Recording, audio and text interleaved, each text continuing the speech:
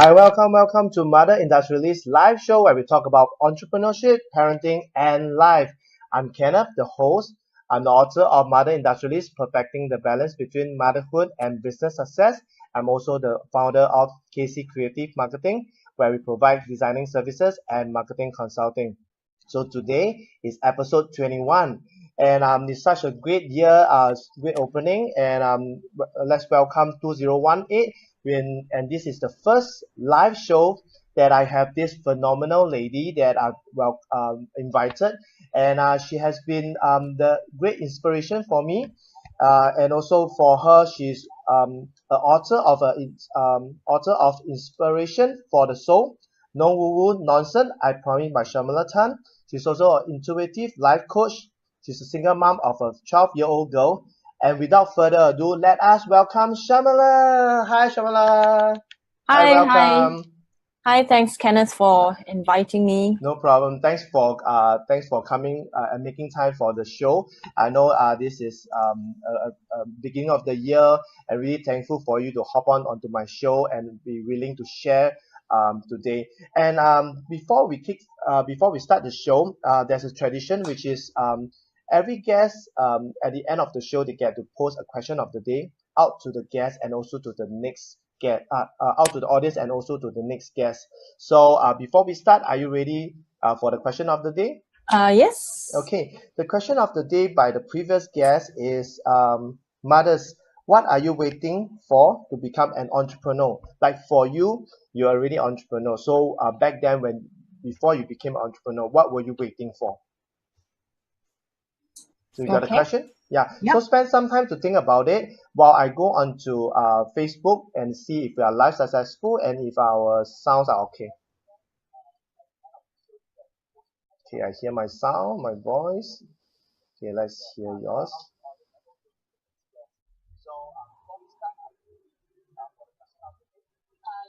Okay, loud and clear. Good. I see someone coming on live. Let us know. Hi, hello. Let us know where you're from. Let me say hi to us or even give us some thumbs up to let us know where you're from. And maybe you can say hi to us too. And also hi to Shamala. Hi, Shamala. So are you ready with your answer to the question of the day? So Yes. It's an interesting question for me because I became a business owner at the age of 21. Wow. So I did not wait. So the question does not quite apply to me.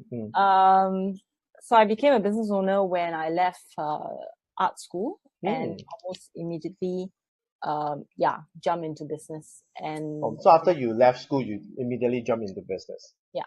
Wow. So you didn't really wait at all. So which is No. good. Thanks for the answer, and I hope that the previous guest really liked your answer. So now we can kickstart with the show. So Shamala, before we start, maybe you can do a short introduction about yourself to the audience out there who maybe not be familiar with you, and at the same time, what were you doing prior before you start your business? Like you were saying, you're in school. So maybe you can do a short introduction to us and to the audience out there. Okay. Well, Kenneth, I'm an intuitive life coach. My area of focus is life purpose, helping people to live their life purpose, whether they are individuals working in a corporate world or business owners. That's my area of focus, and I've been doing this for a very long time. And yeah, I love writing, so I've authored books with other authors as well around the world on inspirational stories to help people. And also I've got my ebook, which is recently released. So I'll be happy to share that information later on in your show. That's good. That's good. Yeah, and as you said, I'm a mother of a 12-year-old. Yeah, so which is really a big girl, and yeah, so now school is starting, and you were saying that she's going into the new school. Yeah, she's going to new school, so hopefully things will go smoothly for us. Yes. That's good. That's good. Yeah. So you were saying that you will study arts before you even step into. I was in an art school. I was in LaSalle, and I majored in graphic design. Wow. And then yeah, so that's how. My business was actually originally area of business and advertising. Photography and advertising. So we did marketing, graphic design, and I was also the copywriter in business. Yeah. So that's how I started business, yes. Oh, so your first business is nothing related to what you're doing now. No. Am I? Wow. No. So maybe you can can share more on, because you were saying that you were a graphic designer, you studied graphic design, and naturally you moved into a business that is doing more on the advertising, the media part. So how long was that you were doing that? I mean, you start your first business. Well, I was in that industry for about 10 years or less, 8 to 10 years. Okay. But I left it after a while because I realized that was not what I would like to focus on for the rest of my life. So I went on a journey of personal discovery, self-discovery, and then realized that actually a lot of people are very lost. They, like me, went through a journey of not knowing what my life purpose was. So in a way that kind of inspired me to do what I do now. So you were saying that you were doing your graphic, your media for the initial 10 years where you after you graduate. So you found that you are looking for the purpose. So so would I say that because you graduated for something that you're passionate about, which is graphic design, and you move naturally into media. So what was the thing that you felt that you were losing, like there's no purpose on continuing this trade or this industry? I enjoyed it at the beginning, but I think I've run its course, and I mean, for some people, it is something that they do for the rest of their lives because that's something that's in them, right, within their heart. But for me, it worked for a while. I enjoyed it for a while. It just ran its course, and I just realized that the lifestyle was not suitable for me. And I also very much wanted to go into the area of more towards the area of teaching, and coaching is teaching work. So and I found that I'm able to work with people, and I specialize in working with people one-on-one. That's my area of strength. So in the period of the first 10 years with you managing your own business, which is have no relation to what you're doing, so how did you transit into what you're doing now, like your coaching and also being an intuitive life coach, because it's totally different trade, different market, different industry.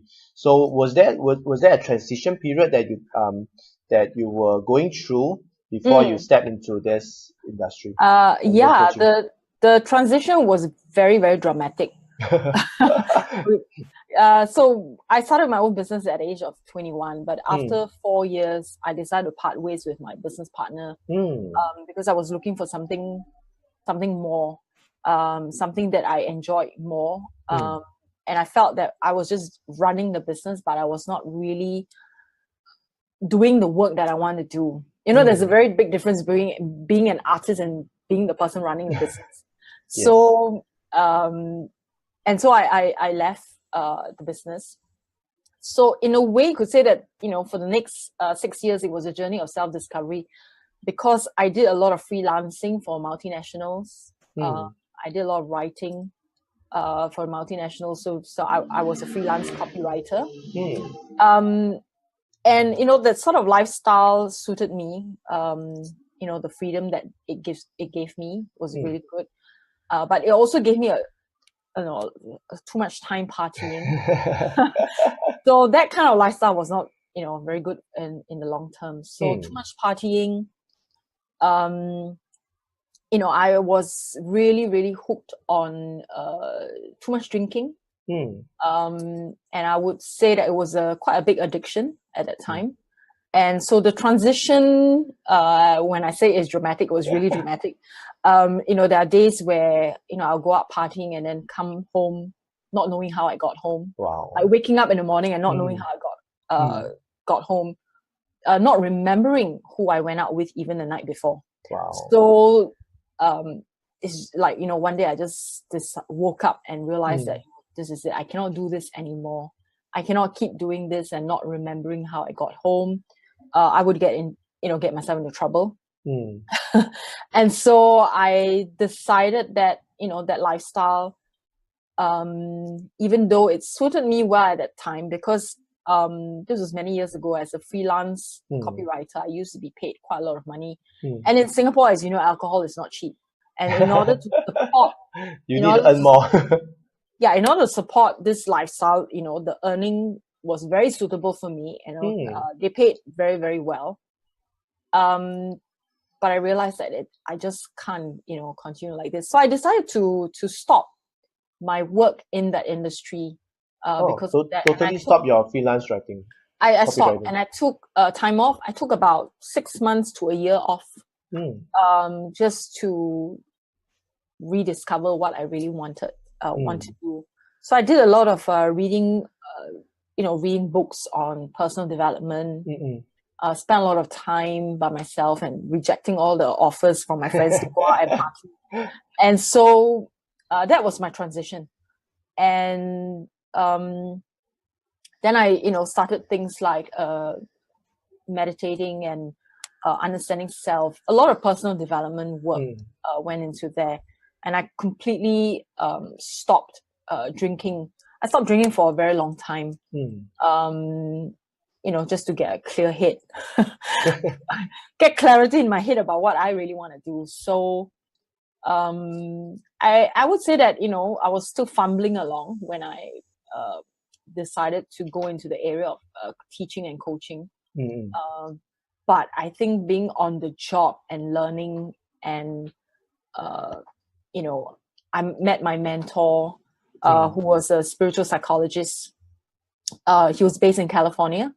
So I had a lot of guidance from him, and I would fly to California at least once a year, and then a lot of it is by email. So in that journey, there was a lot of self-discovery and realizing what I really wanted to do. Wow. So yeah. So how long were you in that drinking state? That means how many years that you were? Long time. 8 years. Wow. 8 years. So because what it struck me is, for someone who's so addicted to it and suddenly come out of it and also go into a total different trade where it's basically back to zero. So what was there a aha moment, or was there that moment that you felt that, hey, like what causes that? Or someone talked to you, someone shared like, oh, you should review your life or reflect on your life. What comes? I'm just really curious. I think there were many aha moments. Maybe I was stubborn. I don't know. One aha moment was not enough. So then several aha moments was needed in order to take me from one point to the next. I think what really got my attention were dreams. I'm currently a student of psychology, and in psychology, we focus quite a lot on dream work. And so at that time, in my transition, I also had a lot of dreams, and the dreams really got my attention because the dreams showed me things that were beyond my comprehension, showed me what I was capable of doing. And it was really inspirational for me.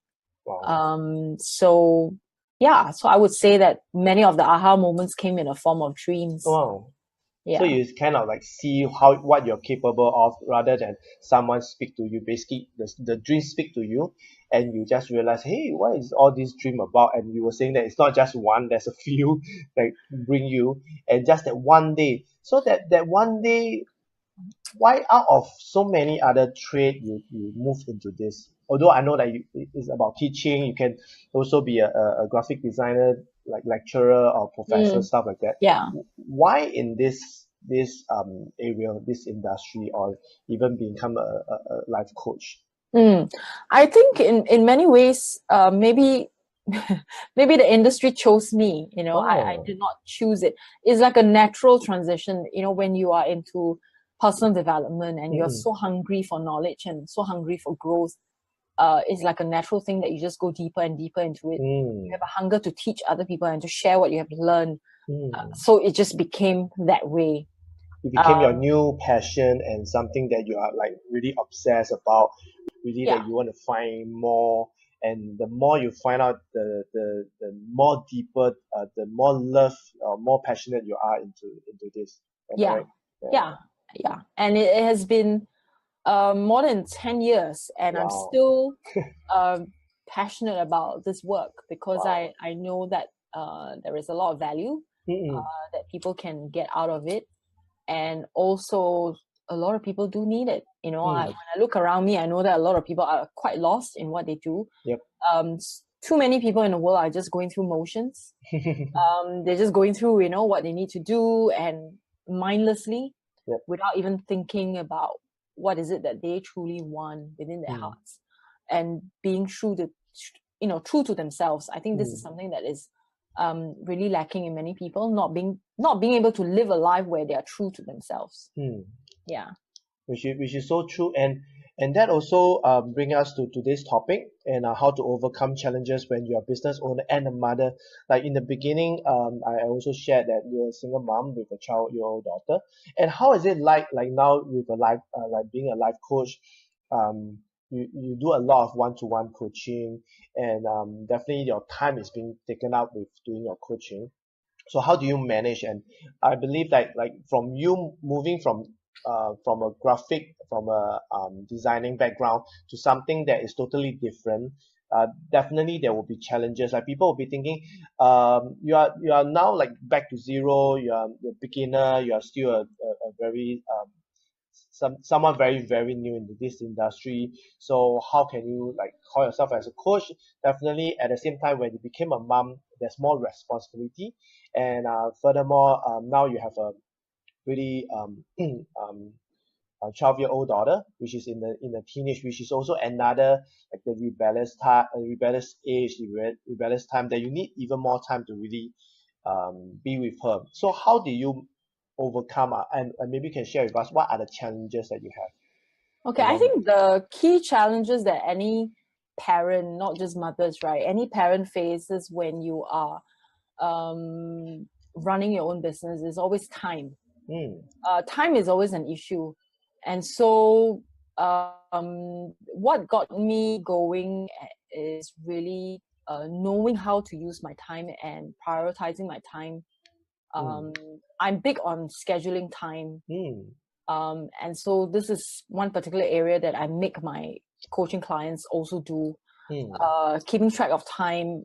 How are you, prioritizing the use of your time? yeah, How do you organize your meetings? Are they effective? mm, What days are delegated for what? So this is what I do. Is the time delegation and keeping to my schedule. mm, This is something that I learned very, very early on when my daughter was like a month old. I realized that I needed to come up with a better system mm, in order to work and be a mother of an infant. mm, And so I, roped in the help of my older sister who would mm, come in to look after the baby for half a day. mm, And then I would work while she was, at my place. mm, And then after that, I'll take over. So I work continuously, non-stop for 4 to 5 hours. mm, And then when she leaves, she goes back, I would then spend time with the baby. mm, So it's really about time management and making sure that you follow your schedule. Even if you don't feel like working, you just have to do it. There's no such thing as, before the child, it was very easy to go like, okay, I don't feel like doing this. Okay, yeah, I'll do it tomorrow. But with a child, it's a totally different thing. You don't feel like doing it. You feel sick. You still got to do it, because if you don't, who's going to feed you? Who's going to feed your child? yes. So your priorities are very different. Mm, And if you ask any mothers, who are relying on the business for income, they will tell you the same thing. yep. They'll probably also tell you that no matter what happens, even though they are sick, they will still work, because it is a matter of in a way, it's like survival, right? If you don't do it, who's going to do it for you? Yes. You are running the business. You are the business. Especially for those running, those people who are solopreneurs running one-man show. In a way, you have to do a lot. You know, you are everything, right? You are the finance, you are the HR, you are the marketing. One leg kick. Yeah, so there's a lot going on. So keeping to a schedule is really key. So, you know, it got easier, obviously, as my daughter got older. It got easier. Now that she's 12, it's a lot easier. Schedules are not as tight in the sense of like how much time I'm going to spend with her. It's a little bit more flexible, you know, like, and being able to, like, on a weekend we decide, okay, let's go for a movie, and then we're able to do that without, you know, and the thing is, because she's 12, she's able to go out and socialize on her own as well, right, with her friends. So you have more time for yourself. Yeah, so I have more time for myself. So it's not that pressing. But it was very, very challenging when she was, in fact, during infancy, it's not so bad because, you know, all babies sleep. They are easier to take care. It's when they start crawling, they start walking. Now that's very challenging. They start moving, start running. Then you have to keep an eye, and you really have to make sure. So when my sister comes in the morning, right, to help me to look after her, I make sure I finish whatever I need to do for the day. So I squeeze in 8 hours of work into 4 hours. And I became super efficient in how I use my time. And I think that particular skill has stayed with me, because I do realize that a lot of things that can be done in a shorter period of time should be done in a shorter period of time. Why should we drag it on? Then the rest of the time I can do whatever I want. You know, and you were saying about the like, normally you use something that you use 8 hours to do, right? Now, because of you managing your own time, you're able to shrink it into 4 hours.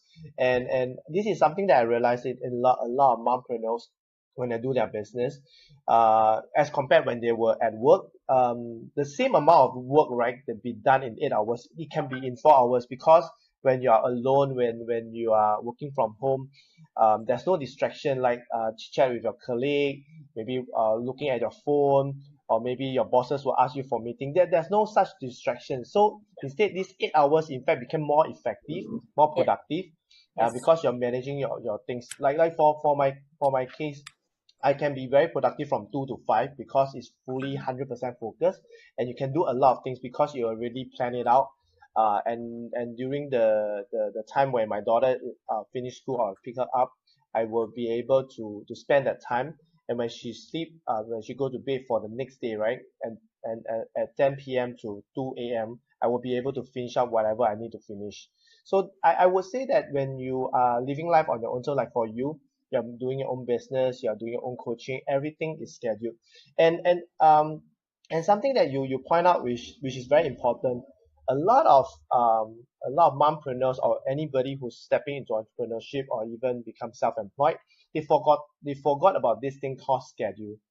They thought that, oh, okay, now I'm the boss, I call the shot, I will do as and when I like, which is not productive. That's why a lot of them felt that, hey, why am I working so hard and it's not productive at all?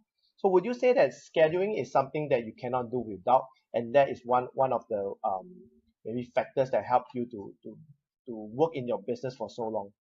Yeah, scheduling definitely is something that everyone needs to do, especially if you're a business owner. You need to do that.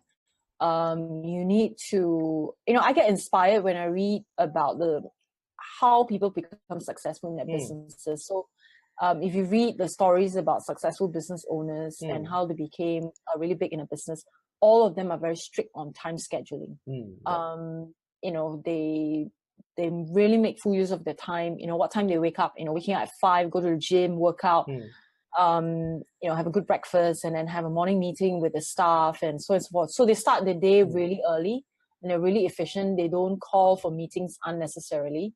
A lot of time wasters are eliminated because, I mean, you realize, you know, you come to a point, if you know how to use your time efficiently, you come to a point when you know what are time wasters. Automatically, you enter a meeting space, you know this is going to be a time waster. This is when you say, okay, I'm going to walk out because it's not necessarily going to serve you. I read this book called 168 Hours. This is a book on how to effectively use your time, and I did the exercises in there, and that's really quite a life-changing a book. And this is a book that I recommend to all of my clients as well, my coaching clients, on how to use their time more efficiently. I think a lot of times we don't realize that we are wasting time. And we do not realize that a lot can be done within a short period of time. We either overestimate or underestimate our time. So, it's hard to find that balance until you do accounting of your time. And it means being accountable for your time that is and being if used. on a daily basis, if you jot down how much time did you actually do this or do that, you become aware of how much time wasters you have during the day.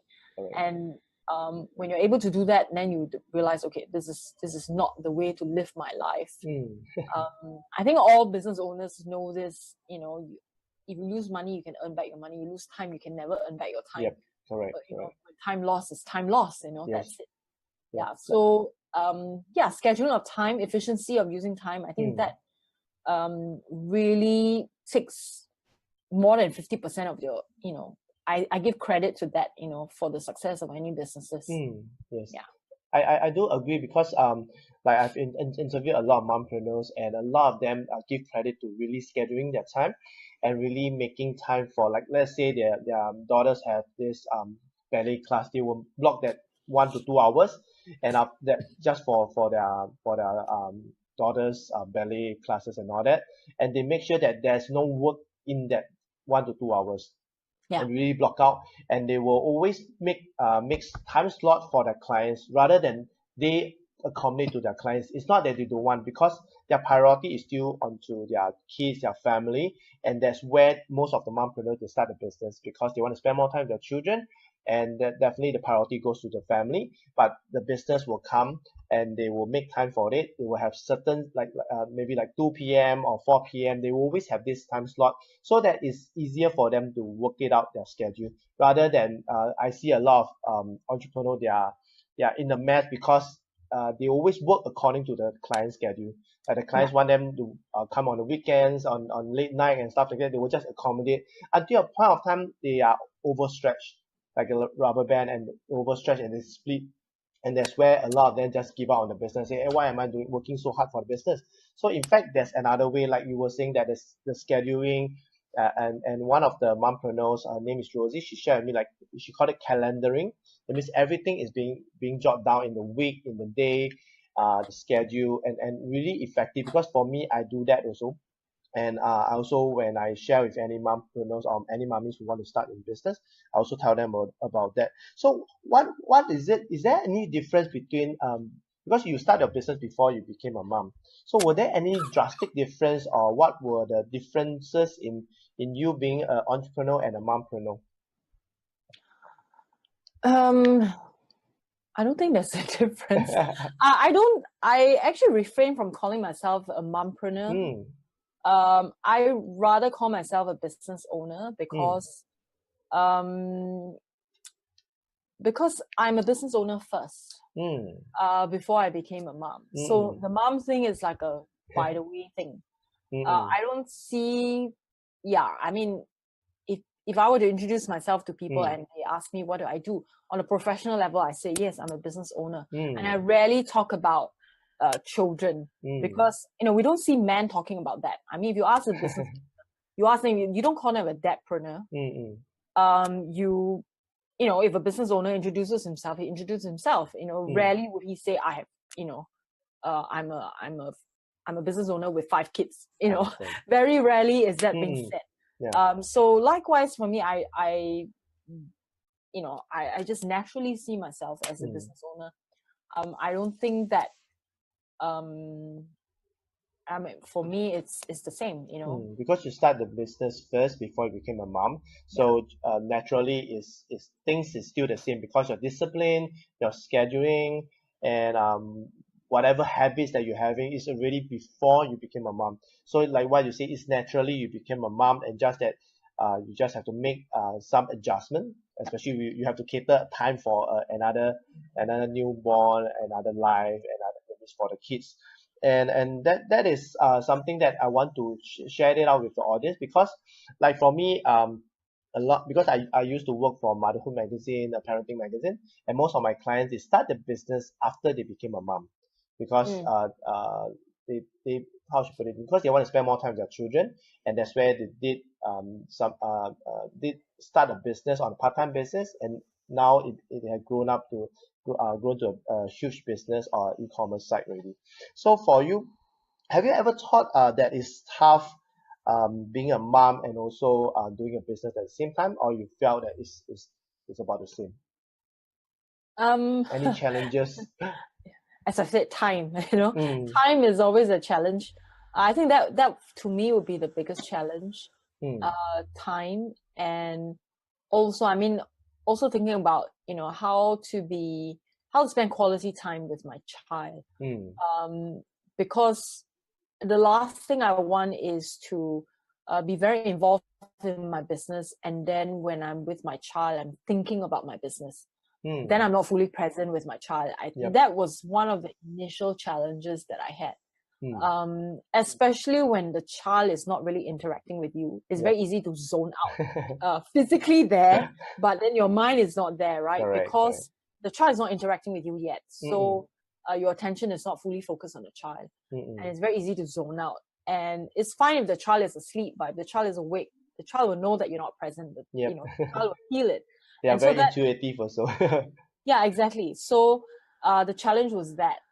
How do you overcome that challenge that you To have? make sure that I do whatever I need to do. The time allotted, so that I don't keep thinking about the work that I need to do.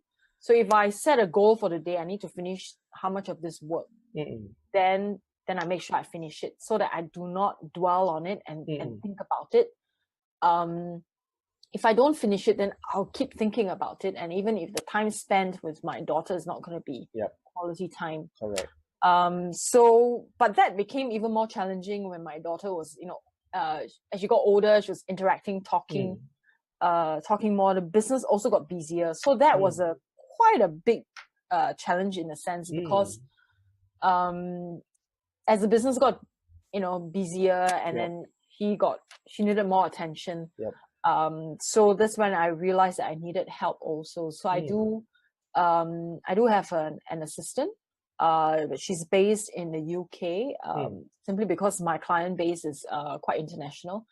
And so with her being there, she's able to handle, the bulk of my emails and doing a lot of the stuff that, so I trust her, and I leave her to do a lot of my emails and all of that for me. More of the administrative stuff, the follow-up, the simple stuff. Yeah.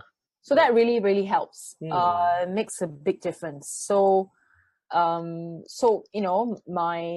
advice to anyone who is running a business, and as you get busier becoming a parent, it's okay to get help, get assistance. You do need it, and then you become more efficient with your time, and you're able to spend quality time with your children and with your family.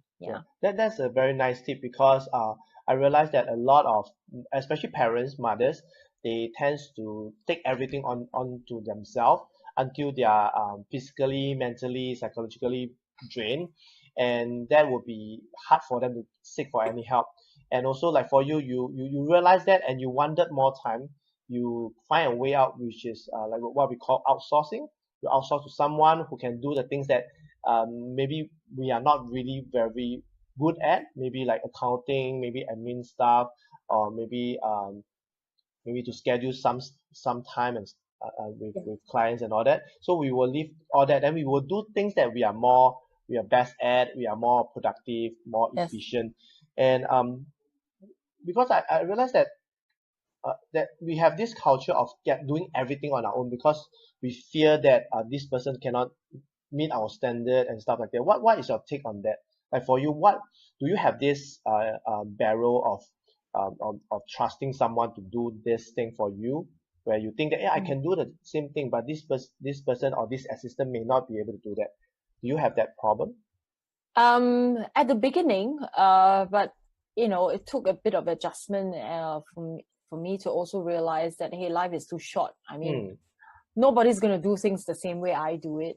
It's never going to be identical. So I need to trust my assistant to do things the way that she does best and leave her to it, and if I'm going to just keep tracking and checking what she's doing, then I might as well just do it myself, right? Correct. But I let her do it, and she's efficient and she knows my style, how I like things done, and keeping communications open. And I think that's important. If there's anything that I find is not working out, I would tell her, and she vice versa. And so I think we do have a good working relationship, so that helps. I think keeping communication open is very important. And understanding that as a, okay, that's the thing with business owners, right? Business owners are a little bit of control freaks. Yeah. Because they want to control everything and making sure that everything is working right. But we can never, control everything. So letting go is a big thing to achieve success. I think you need to let go a little bit. To let other people take responsibility as well. Yes, and you touched on something like most business owner, they will want everything to be controlled, which is good for the initial start, for the beginning, and like for you, you got busier because the clients, or maybe you got more clients, or you need to spend more time, or you have more new service that you're providing, and that's where you are stretched, and that's where you have to outsource. And in order to scale, you need to do that. If not, you are not able to provide for more, I believe that. And that's what I see a lot of business owner or startup, they face a lot of difficulties because of this trust factor. They are not able to trust someone. But I would say that this is something that I learned from one of my mentors. He was saying that if you want someone to do the things, make sure that the thing will not take away what you are good at. Example, like for me, I'm good at sales. I will not find someone to do the sales for me. I will meet my clients, but I would get this person to do those things that I can find someone to do it anytime, like accounting, administrative, or she's a virtual assistant that can help me with all the emails and stuff, which are things that will take a lot of my time, which I can put it out, and there's no risk of me losing this business or having any maybe copyright issues, or maybe some of my products and stuff like that. So I would say that it depends on what are the things that you're outsourcing. It cannot be the main core business of your main core product that you're providing, but definitely there's a way, and you have just shared the various way that they can do that. So any advice that you can give for those mothers that they want to be a business owner at the same time being a mom? Any advice for them?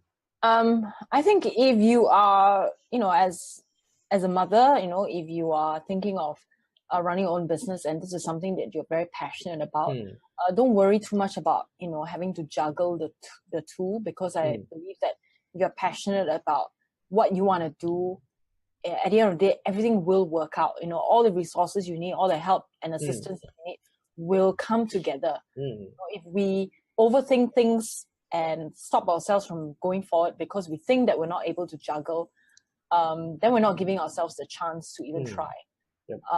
And I feel that if you let your passion do the speaking for you, and if you're passionate about something, just go for it. And whatever help you need, it's all going to work out. It will. It always does. So that's very important, like the belief that everything will work out, because a lot of I believe that maybe you do have friends who are mothers. They keep thinking that what if this, what if that. They always think before things happen. They always worry before anything happens. But I believe that for you, you keep on moving, because you know that if, let's say, you are in help, you will always ask for help, right? Rather than you suffering by yourself and maybe say, oh, nobody's helping me. But in fact, a lot of people are out there to lend to give you a lending hand. It's whether you want to take it or not. And sometimes we do need this helping hand for us to move on in life, or even in business. So like this asking for help is very, very important, because I see a lot of mothers, they they always suffer in silence. They always like in the late night they will cry, say, "Oh, nobody's going to help me to take care of the baby," and stuff like that.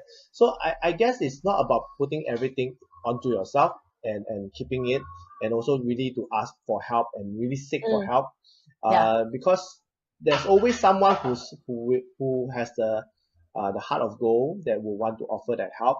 And if not, mothers would love to help mothers, I believe. Yes, you know, I mean, for me personally, when I'm challenged, strapped for time, Mm, I have, you know, my daughter's friends' mums would offer to take her in, like, you know, overnight. You know, if I need to do something, and I've left her over for, you know, stay over pajama party at a friend's house when she was younger. So that helped. Also gave me some me time. yeah. You know, so yeah. And there's always a community outside, like even for business owner, for mompreneurs, or even for mommy groups. There's always a group that is out there. Just that you just have to open up and really to mix with people, because you really need help. You cannot do everything on your own. And like Shamala have been sharing, that you have neighbors or friends that can do that for you. So it's almost coming to the end of the show. So, Shamala, how do the audience get connected with you, and what are the things that you can help them with? Okay. Well, people out there, you can look for me on my website. My website is shamalatan.com, SHAMALATAN.com. I'm offering a free ebook download, which you can just go sign up from my website and download it.